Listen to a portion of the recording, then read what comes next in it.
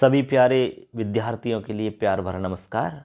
आपके अपने YouTube channel लखनमाली में फिर से स्वागत करते हैं बच्चों। 12वीं कक्षा के जो विद्यार्थी हैं जिनके लिए हमने कारक का टॉपिक स्टार्ट किया है और कारक के टॉपिक में हम आपको बता रहे हैं संप्रदान कारक। तो बच्चों हमने इससे पहले संप्रदान कारक में आपको कुछ सूत्र बताए थे जिसमें आपको कर्मणा यमवि प्रति ससंप्रदानम चतुर्थी संप्रदाने रुच्यर्थानां प्रियमाणः धारेरुत्तमर्णाः स्प्रियरीप्सिताः। इन सूत्रों के बारे में आपको हम कंप्लीट सारी चीज़ बता चुके हैं। किस प्रकार से एग्जाम में प्रश्न पूछे जाएंगे ये भी हम बता चुके हैं। हालांकि जैसे ही आपका ये टॉपिक हो जाएगा तो उसके बाद में 2020 का जो आपका बोर्ड का एग्ज़ाम हुआ था संस्कृत का जो पेपर है उसके अंदर किस प्रकार से कारक से पेपर आपके प्रश्न आए थे, उस पेपर में किस प्रकार से आपके कारक से संबंधित प्रश्न आए थे उनको हम आपको बताएंगे। किस प्रकार से उनका उत्तर लिखना होता है वो भी आपको हम बताएंगे दोस्तों, ठीक है। क्योंकि दोस्तों इस बार हमने कॉपी चेक की थी बोर्ड की आपकी 12वीं क्लास की, तो हमने देखा कि उसमें बहुत सारी गलतियां बच्चों ने की हैं। किस प्रकार की गलतियों से बच्चों के नंबर कट जाते हैं और किस प्रकार से उत्तर लिख करके हम अच्छे से अच्छे नंबर ला सकते हैं, ये सारी चीज़ें आपको हम बताएंगे। तो चलिए सबसे पहले तो हम आज का टॉपिक स्टार्ट कर लेते हैं। संप्रदान कारक में आपके 3 सूत्र और बचे हैं, चलो उनको समझ लेते हैं। उसी के साथ आपका एक संप्रदान कारक यानी कि चतुर्थी विभक्ति पूरी हो जाएगी बच्चों। उसके बाद में जो भी मैटर रहेगा इसमें और जो विभक्ति रहेंगी हमारी उनको हम लगभग सोमवार तक कंप्लीट करवा देंगे। उसके बाद में आगे हम अगले टॉपिक पर हम चर्चा करेंगे। तो चलिए दोस्तों आज का ये टॉपिक स्टार्ट कर लेते हैं, संप्रदान कारक। तो देखिए सबसे पहले हम सूत्र लिख देते हैं। आपका जो सूत्र है आज चलेगा क्रुद्ध द्रुहिर्षासूयार्थानाम यम प्रतिकोपाः। चलो हम पहले लिखकर बताते हैं आपको, उसके बाद में हम उसको अच्छे से समझेंगे। तो चलिए देखिए जैसे कि हम आपको बोर्ड पर बताते हैं। तो ये आपका सूत्र हो गया, क्रुद्ध द्रुह द्रुहेर्षा सूयार्थानाम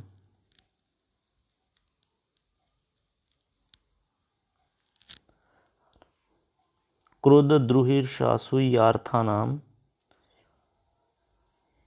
यम प्रतिकोपः यम प्रतिकोपः।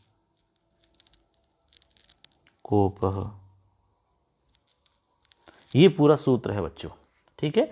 सूत्र थोड़ा सा लंबा है इसलिए आपको थोड़ा सा समझना है इसको अच्छे से। तो देखिए ये तो हो गया हमारा सूत्र। देखो क्रुद्ध द्रुहिर्षासूयार्थानाम यम प्रतिकोपः। अब इसके अंदर कुछ धातु हैं बच्चों, ठीक है। इस सूत्र में कुछ धातु दी गई हैं, उन धातुओं के योग में, ठीक है, जिसके प्रति यम प्रतिकोपः लिख रहा है ना यहाँ पर, देखो ये जिसके प्रति कोप किया जाए। कोप का मतलब क्या होता है बच्चों? कोप जानते हैं आपको, कोप सुना होगा आपने। कोप का मतलब क्या होता है? ये जो शब्द दिख रहा है ना ये वाला कोप, तो कोप का मतलब होता है गुस्सा करना, क्रोध करना, ठीक है। तो जिसके प्रति कोप किया जाए, जिसके प्रति गुस्सा किया जाए, उसकी संप्रदान संज्ञा होती है। कब होती है? क्रोध, द्रुह, ईर्ष्य और असूय, ठीक है, इन धातुओं का योग होने पर, इन धातुओं का प्रयोग होने पर, अथवा इनके जैसा अर्थ देने वाली और धातुओं का प्रयोग होने पर, ठीक है ना।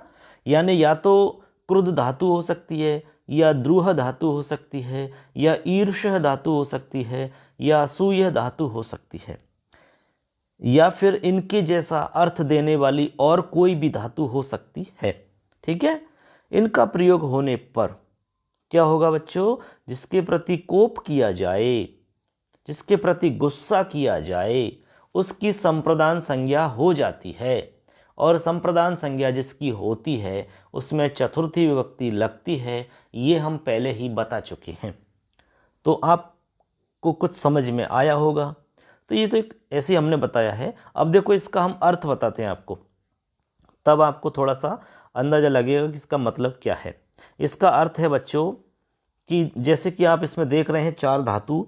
एक तो क्रुद्ध धातु है, देखो यहाँ लिख देता हूँ मैं आपको धातु, इसमें कौन कौन सी धातु हैं। एक तो इसमें बच्चों क्रुद्ध धातु दिख रही है, क्रुद्ध, ठीक है, क्रुद्ध धातु है। एक इसमें द्रुह धातु है, एक इसमें ईर्ष्य धातु है, ठीक है ना, और एक इसमें असूय धातु है, असूय, ऐसे ये 4 धातु इसके अंदर आप देख पा रहे होंगे। जैसे कि एक तो ये हो गई, एक ये हो गई, एक ईर्ष्य हो गई, एक असूय हो गई, ठीक है, ये 4 धातु हैं। और आगे लिख रहा है यम प्रति कोपः, यानी जिसके प्रति गुस्सा किया जाए इन धातुओं के द्वारा, या इन धातुओं का जैसा अर्थ देने वाली और धातुओं के द्वारा, ठीक है। जैसे क्रोध, क्रोध धातु है, द्रुह धातु है, तो यहाँ जो क्रोध धातु है ये, इसका मतलब होता है बच्चों क्रोध करना, गुस्सा करना। क्रोध धातु का अर्थ क्या होता है? गुस्सा करना, ठीक। इसके बाद में दूसरी धातु है द्रुह। द्रुह धातु का अर्थ होता है द्रोह करना। क्या करना? द्रोह करना, या फिर हम कह सकते हैं अपकार। क्या अर्थ होता है इसका दूसरा? अपकार। अपकार का मतलब होता है बच्चों, या फिर द्रोह का मतलब होता है आपका बुराई करना, या फिर हम कह सकते हैं अनुचित व्यवहार, या कह सकते हैं दुर्व्यवहार, ठीक है। ये सब आपका द्रोह होता है, समझ गए। इसके बाद में है अगली धातु ईर्ष्य है। तो ईर्ष्या आप जानते हो, ये ईर्ष्या करना। क्या करना? ईर्ष्या करना। जैसे राम मोहन से ईर्ष्या करता है, सीता गीता से ईर्ष्या करती है। जैसे मान लो आपका दोस्त बहुत होशियार है, ठीक है, और वो बहुत अच्छे से मेहनत करता है, उसकी नौकरी लग जाती है, आपकी नौकरी नहीं लगती है, आप कम मेहनत करते हैं, आप लापरवाही करते हैं, तो बाद में क्या होता है, जब उसकी नौकरी लगती है उसके बाद में आप उससे ईर्ष्या करते हैं कि ये कैसे लग गया, इसकी नौकरी कैसे लग गई, ये अपने से आगे कैसे चला गया। ईर्ष्या, ठीक है। ईर्ष्या भाव तो आप जानते ही हैं, ठीक है। ईर्ष्या करते हैं बच्चे, यानी एक दूसरे से जलना होता है एक प्रकार से। इसके बाद में एक है असूय। असूय का मतलब होता है बच्चों किसी के गुणों में दोष निकालना, यानी गुणों में दोष को देखना, गुणों के अंदर दोषों को देखना, समझ गए। गुणेषु दोष दर्शनम, गुणों में क्या देखना? दोष देखना, या फिर जलना भी कह सकते हैं, ठीक है ना। इस प्रकार इन धातुओं का अर्थ हो जाता है। अब देखो इस सूत्र का अर्थ बताता हूं मैं आपको। इसका अर्थ है बच्चों कि क्रोध आदि, जैसे हमने कहा ना क्रोध, द्रुह, ईर्ष्या, असूय, तो इनको एक साथ बोल दिया, क्रोध आदि अर्थानाम धातु नाम प्रयोगे, यानी क्रोध आदि अर्थों वाली धातुओं के प्रयोग में, ठीक है। यम प्रति कोपः क्रियते, जिसके प्रति कोप किया जाए, जिसके प्रति गुस्सा किया जाए, ठीक है, उसकी संप्रदान संज्ञा होती है। और जिसकी संप्रदान संज्ञा होती है उसमें चतुर्थी विभक्ति लगती है। ये इस सूत्र का अर्थ है बच्चों। कैसे? एक उदाहरण आपको हम समझाते हैं, उससे आपको बात समझ में आ जाएगी। जैसे पिता पुत्र पर क्रोध करता है, ठीक है, बच्चे ने कोई बदमाशी कर दी, बच्चे ने कोई गलत कार्य कर दिया, ठीक है, बच्चे ने कोई कार्य नहीं किया घर में, तो पिताजी को बहुत गुस्सा आ गया। तो पिताजी ने क्या किया? गुस्से में आकर के और अपने बेटे को क्या किया? गुस्सा किया, बहुत ज़्यादा उसको डांटा, फटकारा, और उससे बहुत ज़्यादा गुस्सा हो गई। तो हमने कहा कि पिताजी अपने पुत्र पर क्रोध करते हैं, ठीक है, पिताजी अपने पुत्र पर क्या करते हैं? क्रोध करते हैं। तो अब बताइए, यम प्रति कोपः, हमने कहा जिसके प्रति गुस्सा किया जाए, जिसके प्रति कोप किया जाए, तो किसके प्रति किया जा रहा है कोप? पुत्र के प्रति। और कौन कर रहा है? पिता कर रहा है, ठीक है। तो यहाँ पर जिसके प्रति गुस्सा किया जाए उसकी संप्रदान संज्ञा होती है, तो यहाँ पर पुत्र की संप्रदान संज्ञा हो जाएगी, सिंपल सी बात है। और पुत्र में चतुर्थी लग जाएगी तो बन जाएगा पुत्राय, ठीक है। अब क्रोध धातु का रूप चलाना पड़ेगा आपको, तो क्रोध्यति, क्रोध्यता, क्रोध्यंती, इस प्रकार रूप चलता है, ठीक है। अब हमने कहा कि भाई क्रोध धातु मान लो नहीं आती है, तो हमने कहा कि इस धातु के समान अर्थ देने वाली और कोई भी धातु यदि आती है तब भी इसी प्रकार का नियम लगेगा वहाँ भी, ठीक है। जैसे एक धातु है कुप, कुप यानी क्रोध करना होता है। यदि क्रोध नहीं आई और हम कुप धातु लिख देते हैं तो कुप्यति रूप बनता है, ठीक है ना, तब भी आपका इसी प्रकार से रूप बन जाएगा। इसी प्रकार से वहाँ भी चतुर्थी विभक्ति हो जाएगी संप्रदान संज्ञा हो करके। ये इस सूत्र का मतलब है, सिंपल सा। तो आशा करते हैं आप सूत्र का मतलब समझ गए होंगे। सिंपल सा दोबारा से हम बता देते हैं चाहो तो आपको, कि क्रोध आदि धातुओं के प्रयोग में जिसके प्रति कोप किया जाए उसकी संप्रदान संज्ञा होती है, और जिसकी संप्रदान संज्ञा होती है उसमें चतुर्थी विभक्ति लगती है। ये इस सूत्र का अर्थ है। हमने जो भी धातु है इसमें उनका अर्थ बता दिया, क्रोध, द्रुह, ईर्ष, असूय। अब देखो इनके कैसे वाक्य बनते हैं, किस प्रकार से इसको हम वाक्यों में देखेंगे। चलो एक बार वाक्य बना के बता देते हैं। आपकी पुस्तक में जो उदाहरण हैं उन उदाहरणों को आपको बता देते हैं, जिससे कि आपको अच्छे से समझ में आ जाएगा। ठीक है, जैसे हमने कहा कि भाई सीता गीता से ईर्ष्या करती है। सीता गीता से ईर्ष्या करती है, तो ईर्ष्या किसके प्रति की जा रही है? बताओ, गीता के प्रति की जा रही है। बिल्कुल सही बात है। तो अब बताइए संप्रदान संज्ञा किसकी होगी बच्चों? हाँ, गीता की होगी। बिल्कुल सही है। अब जब गीता की संप्रदान संज्ञा होगी तो गीता में चतुर्थी विभक्ति लगानी पड़ेगी आपको। अब आपको चतुर्थी विभक्ति लगाने के लिए गीता शब्द का रूप भी तो याद होना चाहिए। कैसे लगाओगे? गीता शब्द का रूप याद होना चाहिए, या फिर आप गीता का रूप याद नहीं है तो आप रमा का रूप याद होगा आपको, या फिर आप लता का रूप याद करेंगे, तभी तो गीता का रूप बोल सकते हो आप। तो आप चतुर्थी कैसे लगाओगे बच्चों? इसलिए हम कह रहे हैं कि शब्द रूप और धातु रूपों को भी आप थोड़ा थोड़ा याद करते चलिए। तो आपके यहाँ पर गीता जो शब्द है इसका बनता है गीता यही, ऐसे रूप बनता है। ठीक है, जैसे रमा यही बनता है ऐसे, तो ऐसे ही लता यही बन जाएगा। ठीक है, तो इस प्रकार से रूप तो याद करने ही पड़ेंगे आपको। रमा यही, गीता यही, बिना इसके तो काम कैसे चलेगा? आप लिखोगे कैसे? फिर अशुद्ध हो जाएगा आपका, फिर पूरे नंबर नहीं मिलेंगे आपके। इसलिए हम आपसे यही कहना चाह रहे हैं बच्चों कि शब्द रूप और धातु रूप कुछ आप याद करते रहिए। आपके पास जो भी पासबुक है, पुस्तक है, किताब है, जहाँ भी आपको शब्द रूप आपके पास हैं उसमें से आप उनको याद करिए कुछ। जैसे कि राम का रूप याद करिए, गुरु का है, पितृ शब्द है। ठीक है, इसके अलावा हरि शब्द है, नदी शब्द है, माता शब्द है। जो मेन शब्द हैं उनको तो आपको याद करना ही है। तो ऐसे करके अब हम इसके उदाहरण बताते हैं आपको। देखो पुस्तक में जो उदाहरण हैं उनको एक बार बता देते हैं, जिससे कि आपको किताब में जब जैसे ही आप पढ़ोगे तो आपको कोई दिक्कत नहीं आएगी। जैसे पुस्तक में लिखा है, पिता पुत्राय क्रुध्यति। पिता पुत्राय क्रुध्यति। एक तो ये उदाहरण लिखा हुआ है। अब इसका मतलब है बच्चों कि पिता पुत्र पर क्रोध करता है। किस पर करता है? पुत्र पर। तो हमने कहा जिसके प्रति गुस्सा किया जाए, क्रोध किया जाए, द्रोह किया जाए, ईर्ष्या की जाए, ठीक है, जिसके प्रति, उसकी हो जाएगी संप्रदान संज्ञा। और उस संप्रदान संज्ञा जिसकी होती है उसमें चतुर्थी लगती है। ये तो हम बार बार आपसे कह रहे हैं। तो अब पुत्र में आप चतुर्थी विभक्ति लगा देंगे तो राम की तरह आपको लगानी है, तो रामाय बनता है। इसी प्रकार पुत्राय बन जाएगा। अब हमने कहा कि क्रोध धातु है तो रूप चलाना है क्रुध्यति, क्रुध्यता, क्रुध्यंती, ऐसे रूप चलेगा इसका।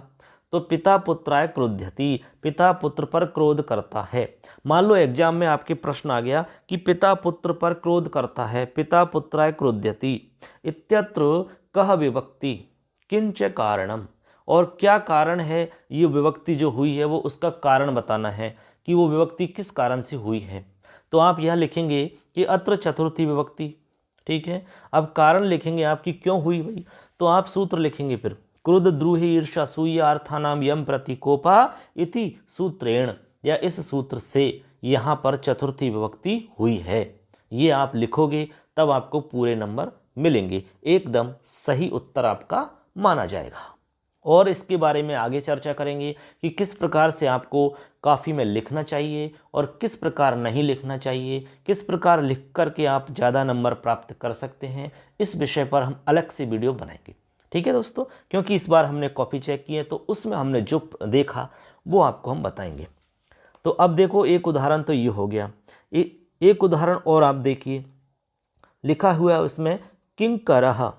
देखो ऐसे लिख रहा है, किंकरः नृपाय, किंकरः नृपाय।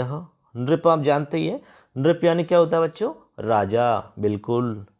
और हमने कहा एक द्रुह। अब द्रुह धातु का रूप चलेगा तो ऐसे बनेगा द्रुह्यति।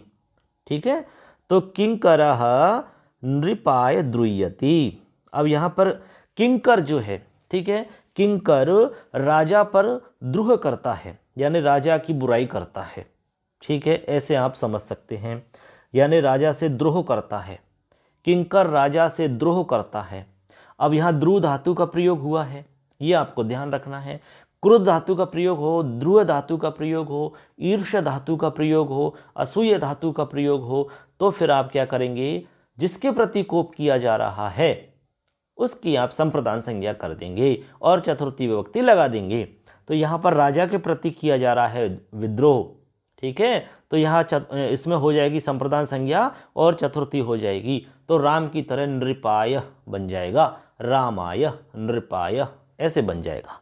तो किंकर नृपाय द्रुह्यति, मतलब समझ गए, किंकर राजा से द्रोह करता है, ठीक है, ऐसे आपका ये रूप बन जाता है। एक वाक्य और है इसमें, उसको भी हम देख लेते हैं। लिखा है दुर्जनः दुर्जनः सज्जनाय, सज्जनाय, थोड़ा सा देखो यहाँ थोड़ा लिखने में मिस्टेक हो रही है, सज्जनाय, ठीक है, ईर्षति, ईर्षति, दुर्जनः सज्जनाय ईर्षति, दुर्जन सज्जन से ईर्षा करता है, ठीक है, दुर्जन सज्जन से ईर्षा करता है। अब यहाँ पर किसके प्रति ईर्षा की? इस वाक्य में देखिए बच्चों, यहाँ पर दुर्जन सज्जन के प्रति ईर्षा कर रहा है। किसके प्रति? सज्जन के प्रति, यानी सज्जन से ईर्षा कर रहा है वो। अच्छे व्यक्ति से ईर्षा करते हैं लोग, तो सज्जन से ईर्षा कर रहा है, तो किसके प्रति ईर्षा हो रही है? सज्जन के प्रति। तो सज्जन की संप्रदान संज्ञा हो करके चतुर्थी लगा देना है, तो राम की तरह रूप बन जाएगा सज्जनाय, दुर्जनाय, दुर्जन होता तो दुर्जनाय बन जाता, ठीक है, तो सज्जनाय बन गया यहाँ पर। और ईर्ष धातु से ईर्षति रूप चलता है, ईर्षति, ईर्षता, ईर्षन्ति, इस प्रकार से रूप आपका चलेगा। तो ऐसे करके आप इसमें कितने भी उदाहरण बना सकते हैं, कोई इसमें दिक्कत वाली बात नहीं है। जैसे हमने कहा कि माता पुत्र से नाराज होती है, ठीक है, रुष्यति, तो हमने कहा कि भाई या तो ये धातु प्रयोग हो या फिर इन धातुओं का जैसा अर्थ देने वाली और कोई भी धातु प्रयोग में आ सकती है, तब भी इसी प्रकार का नियम लगेगा, कोई दिक्कत नहीं है। तो आशा करते हैं ये सूत्र आपको समझ में आ गया होगा। तो ये आपका सूत्र पूरा हो जाता है। बस आपको ये ध्यान रखना है कि क्रुद्ध धातु के योग में आपको संप्रदान संज्ञा करनी है। किसकी संप्रदान संज्ञा करोगे? जिसके प्रति कोप किया जा रहा है उसकी। इसके अलावा ध्रुव धातु का प्रयोग होने पर, ईर्ष धातु का प्रयोग होने पर और असूय धातु का प्रयोग होने पर चतुर्थ विभक्ति होती है। ये आप सीधा सीधा याद रख लेना है। अब कैसे होती है हमने वाक्य बना के आपको अच्छे से समझाए हैं, तो आशा करते हैं आपको समझ में आ गए होंगे। अब बहुत ही अच्छा एक अगला सूत्र है आपका, बहुत ही सिंपल है और बहुत ही अच्छा है और बहुत ही प्रसिद्ध है। नमः स्वस्ति स्वाहा स्वदा अलम वषट योगाच, ये आपका सूत्र है। तो चलिए अगले सूत्र की तरफ चलते हैं और अगला सूत्र आपको बताते हैं। तो अगला सूत्र है बच्चों, एक बार हम इसको लिखते हैं फिर आपको समझेंगे। नमः स्वस्ति नमः स्वस्ति स्वाहा नमः स्वस्ति स्वाहा स्वधा स्वधालम वषड योगाच।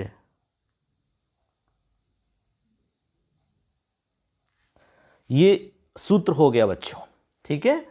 अब देखो ये सूत्र है आपके सामने, नमः स्वस्ति स्वाहा स्वधालम वषट योगाच, नमः स्वस्ति स्वाहा स्वधालम वषट योगाच। बहुत ही सिंपल है।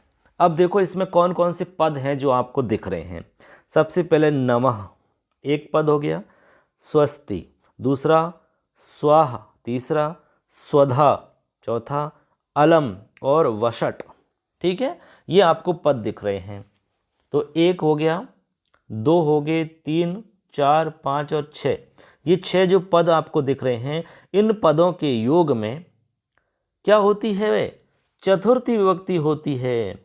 इन पदों के योग में चतुर्थी विभक्ति प्रयोग में होती है या चतुर्थी विभक्ति का प्रयोग होता है। बस यही इस सूत्र का मतलब है। एकदम सरल है कि नहीं बच्चों? तो आपको याद रखना है, नमः स्वस्ति स्वाहा स्वधा अलम वषट इति शब्दानाम योगे चतुर्थी विभक्ति भवति। इन शब्दों के योग में चतुर्थी विभक्ति होती है। बस हो गया, एकदम सरल सूत्र का अर्थ हो गया। अब इनके एक बार अर्थ समझ लो आप। जो ये पद हैं इनका अर्थ समझ लो आप। जैसे नमः, सबसे पहले लिख रहा है नमः, तो नमः का अर्थ तो आप समझ ही रहे हैं। नमः यानी तो होता है नमस्कार करना, कोई दिक्कत नहीं है। इसके बाद में अगला जो पद है वो है स्वस्ति। तो स्वस्ति का अर्थ होता है बच्चों कल्याण। याद रखना, ये एग्जाम में पूछा जा सकता है। ठीक है, जैसे स्वस्ति पदस्य कोर्थाः, स्वाहा पदस्य कोर्थाः, तो ये अर्थ तो याद होना चाहिए। तो स्वस्ति यानी क्या होता है बच्चों? कल्याण। कहते हैं ना, आपका कल्याण हो, स्वस्ति। ठीक है, इसके बाद में स्वाहा। स्वाहा का मतलब यहाँ पर होता है अग्नि के लिए आहुति देने के लिए जिस शब्द का प्रयोग करते हैं स्वाहा। आपने देखा होगा हवन इत्यादि करते हैं तो बोलते हैं ना अग्नि स्वाहा। ठीक है, इंद्राय, जिनको हम आहुति देते हैं उसमें चतुर्थी लगा के हम कहते हैं स्वाहा स्वाहा, ऐसे बोलते हैं, आपने देखा होगा। तो अग्नि के लिए जब आहुति देते हैं तब हम स्वाहा ऐसा पद बोलते हैं। ठीक है, ये समझ गए। इसके बाद में एक पद है स्वधा। स्वधा का है यहाँ पर पितरों के लिए आहुति देने के लिए इस पद का प्रयोग करते हैं हम, स्वधा का, ये वाला। ठीक है, पितर आप जानते ही है। ठीक है, जो दादा परदादा हमारे जो निधन हो गया उनका, तो वो हमारे पितर हो जाते हैं। यानी पितृपक्ष आता है कि नहीं, जब श्राद्ध पक्ष आता है तो वही है पितर। तो उनको जल चढ़ाया जाता है। ठीक है, जल का अर्पण करते हैं हम। तो उस समय है कि पितरों के लिए जो आहुति दी जाती है वो स्वधा शब्द से दी जाती है बच्चों, ये आपको समझ लेना है। ठीक है, पितृभ्य स्वधा। अब आगे है एक इसमें अलम, यह लिख रहा है अलम। क्या लिख रहा है? अलम। तो यहाँ अलम का मतलब होता है पर्याप्त। बस पर्याप्त हो गया। ठीक है, जैसे आप खाना खा रहे हैं तो आपने खाना अच्छे से खा लिया, उसके बाद में पूछा कि भाई और, कि नहीं बहुत हो गया, बस पर्याप्त है। ठीक है, पर्याप्त है। हमने कहा कि ये राम शाम के लिए पर्याप्त है। मान लो दोनों में कुश्ती करा रहे हैं हम, चलो कुश्ती लड़ते हैं, तो राम ने कहा कि मैं शाम के लिए पर्याप्त हूँ, मैं उसको हरा सकता हूँ। ठीक है, ऐसे। तो अलम का मतलब होता है पर्याप्त। ठीक है ना, अलम का मतलब पर्याप्त रहे। इसके बाद में एक है वषट, ये वाला अंतिम पद है इसमें वषट। तो वषट का मतलब होता है देवताओं के लिए आहुति देना। देवताओं के लिए आहुति देने के लिए इस शब्द का प्रयोग करते हैं वषट का। ठीक है, इस प्रकार से। और जो इंद्र है, इंद्र के लिए भी हम जो प्रयोग करते हैं तो वषट का ही प्रयोग करते हैं। समझ गए ना बच्चों? इंद्राय वषट, ऐसा प्रयोग हम करते हैं। तो अब इस सूत्र के अंदर जितने भी पद हैं उनको हमने बता दिया, सारा का सारा पदों को।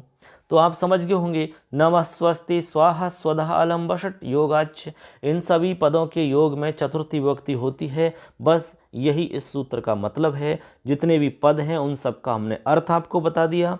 अब देखो कैसे इसमें वाक्य बनते हैं, उनको हम बताते हैं आपको।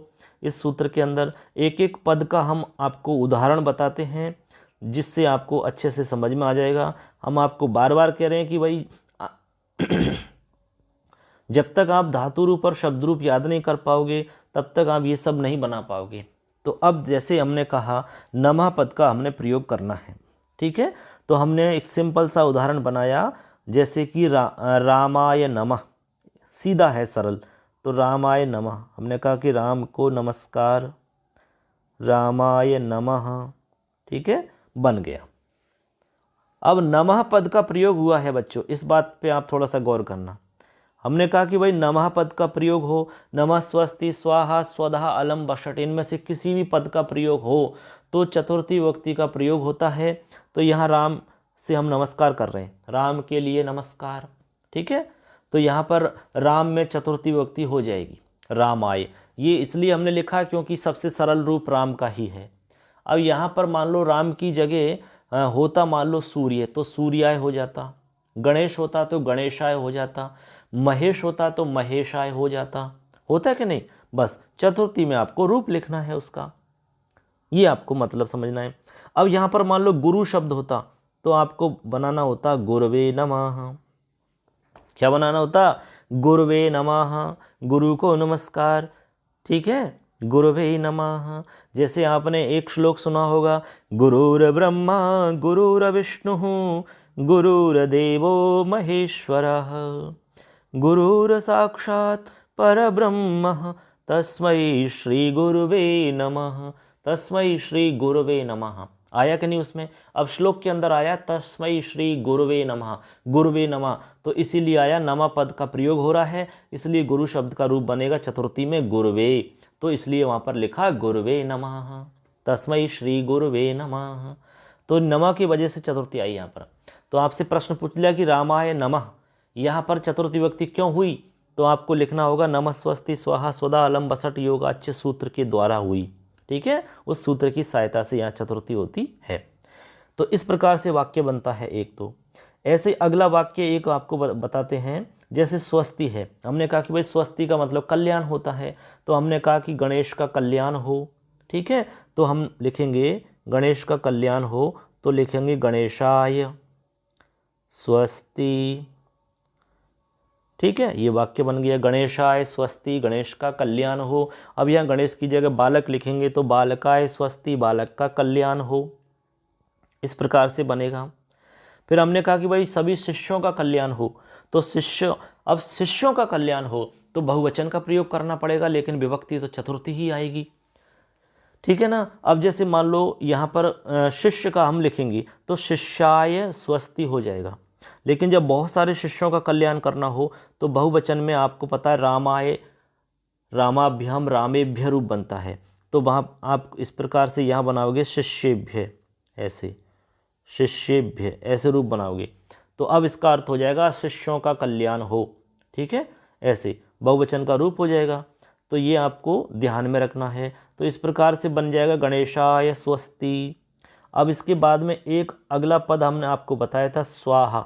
ठीक है, स्वाहा का मतलब हमने कहा कि भाई आहुति देने के लिए इसको प्रयोग में लेते हैं। तो अब इसका हम वाक्य आपको बताते हैं, प्रजापतये स्वाहा, प्रजापतये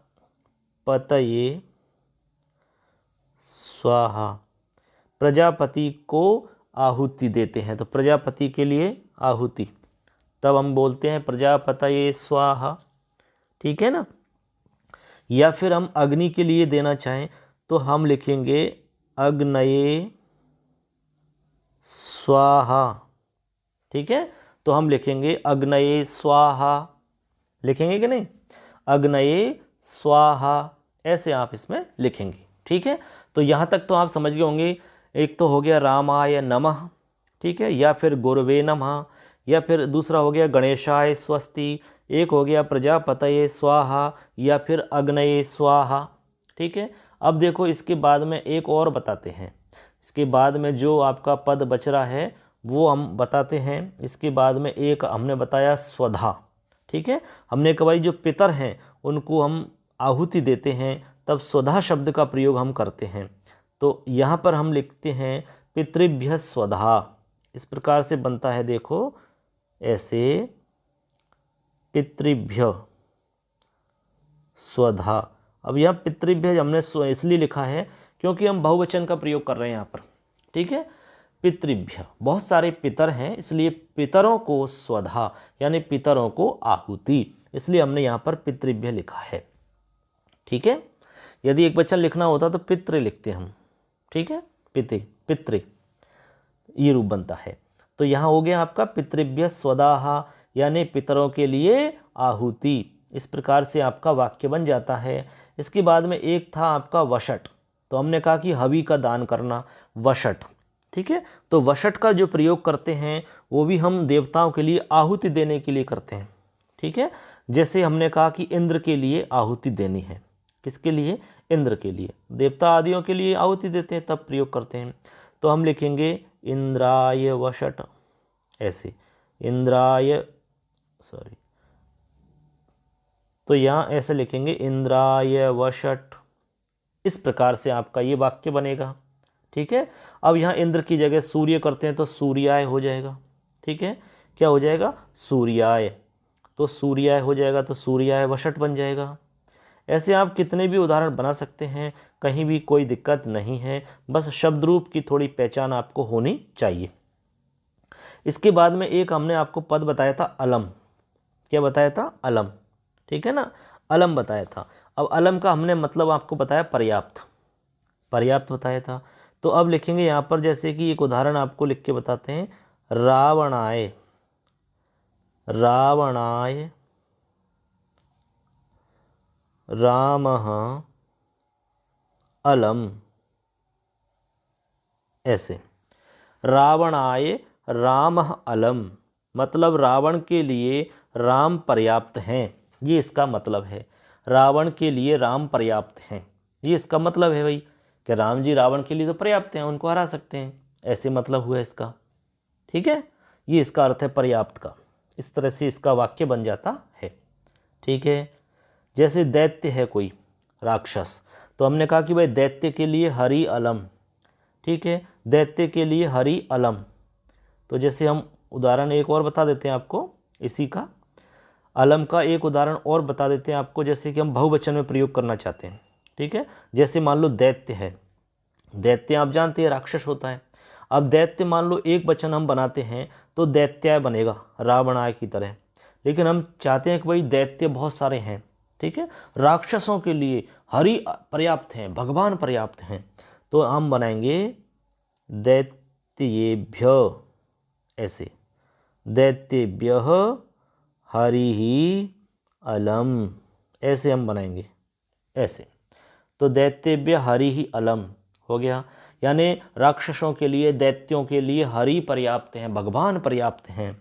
इस प्रकार से दोस्तों ये आपका सूत्र हो जाता है। तो हमने आपको बताया कि नमः पद के योग में चतुर्थी विभक्ति होती है, स्वस्ति पद के योग में, स्वाहा पद के योग में, स्वधा पद के योग में, अलम पद के योग में और वषट पद के योग में चतुर्थी विभक्ति का प्रयोग होता है। एकदम सरल है और बहुत ही मोस्ट सूत्र आप इसको हम मान सकते हैं, कह सकते हैं। इसमें से एग्जाम में ज़रूर सवाल आता है। चलिए, तो ये आपको समझ में आ गया होगा। नहीं समझ में आया, कोई दिक्कत है तो आप कमेंट करके फटाफट सवाल पूछ सकते हैं। चलिए, अब देखो दोस्तों, इसके बाद में एक सूत्र नहीं, वार्तिक है। अब एक वार्तिक और है, एक नियम और आप समझेंगे, उसके बाद में आपकी ये पूरी विभक्ति हो जाएगी चतुर्थी, यानी कि संप्रदान कारक आपका कंप्लीट हो जाएगा। तो चलिए उसको भी समझ लेते हैं, ज़्यादा बड़ा नहीं है, सिंपल सी बात है उसमें एक छोटी सी। चलिए तो उसको भी हम समझा देते हैं, यहाँ पर लिख के आपको बताते हैं अच्छे से। ताद्यर्थे चतुर्थी वाच्य, ये आपकी एक वार्तिक है। ठीक है, तो वार्तिक आपकी वररुचि जी ने लिखी है। जैसे तो यहाँ हम लिखते हैं, देखिए, ताद्यर्थे, ऐसे ताद्यर्थे चतुर्थी वाच्य, ये वार्तिक है। ठीक है, यानी एक प्रकार से नियम है ये। तो अब देखो इसको समझना है अपने को कि भाई ये क्या कह रहा है और इसका मतलब क्या है। इसी वार्तिक के साथ में हमारी पूरी ये चतुर्थी विभक्ति हो जाएगी बच्चों, यानी कि संप्रदान कारक कंप्लीट हो जाएगा। तो अब सबसे पहले तो इसको हम बताते हैं कि इसका मतलब क्या है। तो यहाँ पर लिख रहा है ताद्यर्थे, देखो ये ताद्यर्थे चतुर्थी वाच्य। ठीक है, मतलब ताद्यर्थे से मतलब है तदर्थस्य भावः, यानी जिसमें तदर्थ का भाव हो, यानी यस्मै प्रयोजनाय या क्रिया क्रियते, मतलब जिसके लिए कोई प्रयोजन हो, या फिर आप ऐसा समझ सकते हैं जब किसी प्रयोजन या उद्देश्य के लिए, जब किसी प्रयोजन, ठीक है, या फिर उद्देश्य के लिए, जब किसी प्रयोजन या उद्देश्य के लिए कोई कार्य किया जाता है तो उस प्रयोजन वाचक शब्द में, उस प्रयोजनवाचक शब्द में हम चतुर्थी विभक्ति लगाते हैं। बस यही इसका नियम का मतलब है, यही इस वार्तिक का अर्थ है। बस इसको कहते हैं तदर्थ, तादर्थे।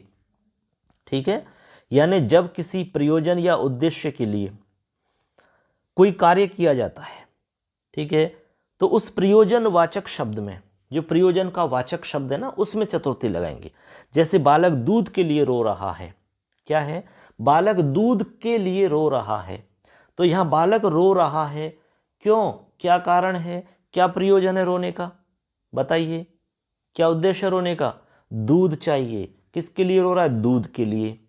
तो हमने कहा कि भाई जिसके लिए रो रहा है ना, दूध के लिए, जो उद्देश्य या प्रयोजन है, उस प्रयोजनवाची जो वाचक शब्द है उसमें चतुर्थी लगा दो बस सीधा सा।